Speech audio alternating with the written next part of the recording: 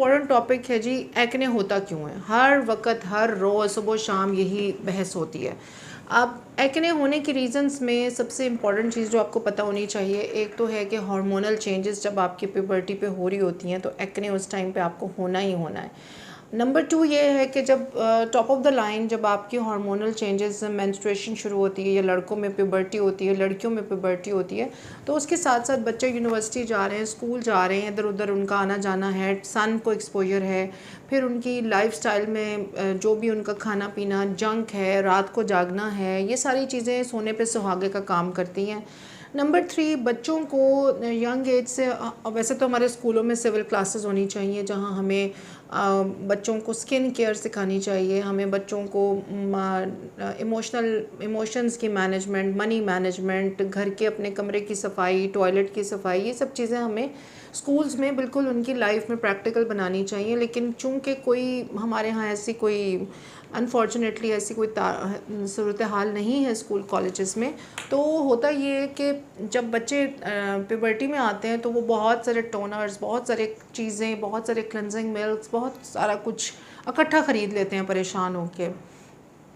And the key is very simple. की ये है कि आपने अपनी स्किन को साफ़ रखना है, आपने अपनी स्किन के ऊपर white head, black head develop नहीं होने देने, आपने अपनी स्किन के जो पोर्स हैं उनको बिल्कुल नीट क्लीन करना है सुबह भी।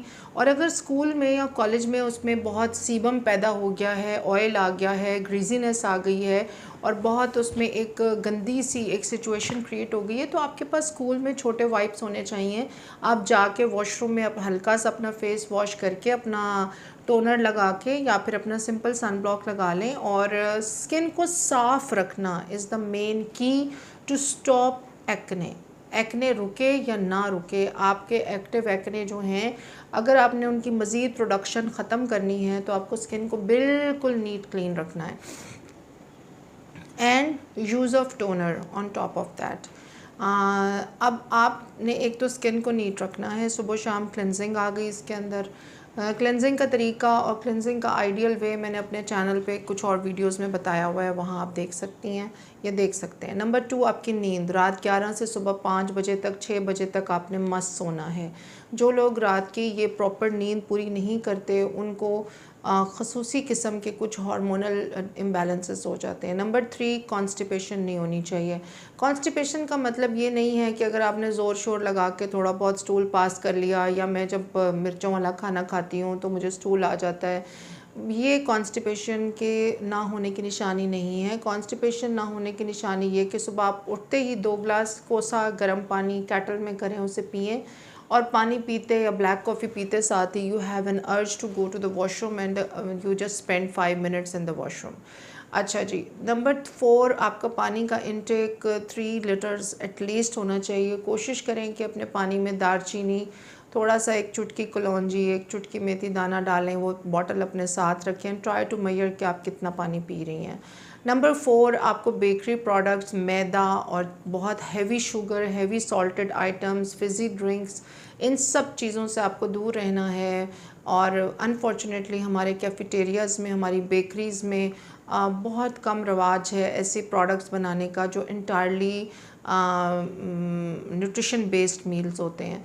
तो आप डिफरेंट जूस लैंड या डिफरेंट चाट वाले जो होते हैं उनसे आप अच्छा कोई क्वालिटी वाला, अगर मजबूरी है खाना ही है बाहर, तो आप आलू चने की चाट, पापड़ी चाट ले लें, आप चना चाट ले लें। आप आजकल फ्रूट चाट्स बड़े अच्छी अच्छी अब बन गए हैं, जूस सेंटर्स जो बहुत अच्छी क्वालिटी की फ्रूट चाट आपको शुगर फ्री, सिर्फ फ्रूट काट के उनको कह दें वो दे देते हैं। फिर आपको अगर बहुत ही कोई बुरा मतलब मुसीबत पड़ गई है कि खाना ही खाना है, कहीं अब बैठना ही बैठना है, पाकिस्तान में अनफॉर्चुनेटली बच्चों के लिए भी खाने पीने या डाइन आउट से ज़्यादा कोई और बाहर एंटरटेनमेंट नहीं है सच, तो खाना पड़ता है। तो आप सीज़र सैलड ले लें, आप टमाटो सूप ले लें, बेसल सूप ले लें, क्रीम ऑफ चिकन ना लें, क्रीम ऑफ अनियन ना लें, सिंपल चीज़ें चूज़ कर लें। ग्रीन टी पी लें, कॉफ़ी, लाटे, कैपेचिनो को छोड़ दें। आप you can have always have potato Lay's, cheese Lay's, chicken Lay's options हर जगह पे होते हैं। Although we are not interested in them but they are always there.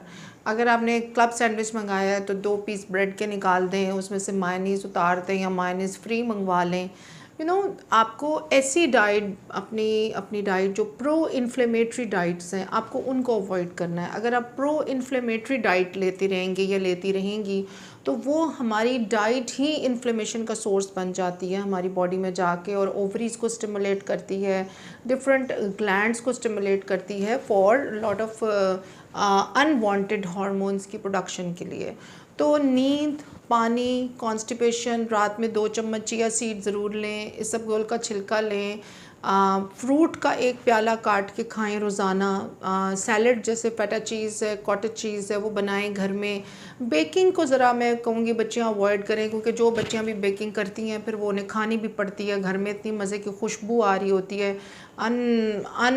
मतलब फैदमेबल खुशबू होती है। मैंने तो अपने घर में से इसलिए अवन और बेकिंग का सामान निकाल दिया है, बिकॉज़ फिर पहले ही वेट कंट्रोल में नहीं होता और फिर हम खाते हैं तो फिर मोटे होते हैं और उतनी हम कैलोरीज़ बर्न नहीं करते। तो अगर आप कुछ और नहीं कर सकते तो अपने कमरे में 1 घंटा एरोबिक्स फ़ोन पे लगा लें, मोबाइल पे कोई डांस, कोई हिट, कोई एरोबिक्स अपने रूम में ही कर लें। That would be very good for your heart and your circulation, कि वो मूव करे एंड ब्लड की ज़्यादा अच्छी रेगुलेशन हो सके। प्लस आपको अपनी डाइट में जैसे मोरिंगा है, पाउडर है, इसकी टैबलेट्स ऐड रखें। अच्छे एंटीऑक्सीडेंट्स खाने की कोशिश करें। नाश्ते में ग्रेप फ्रूट या पपीता लें या ओट्स लें, सीड साइकिलिंग करें। तो ये सारी चीज़ें एक्ने की जो आपकी बेसिक रीज़न्स हैं उसको भी कम करेंगी।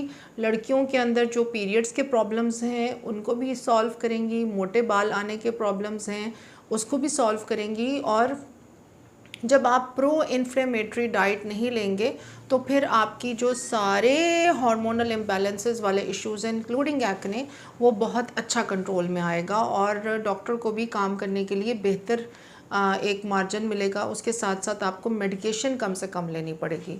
तो एक्ने की ये सारी वजूहात हैं जिस पे हम आहिस्ता आहिस्ता अलग अलग में हर एक वजह पे फिर तफसील में बात करूँगी, but today I have just given an outline कि ये चीज़ें आपके जहन में होनी चाहिए।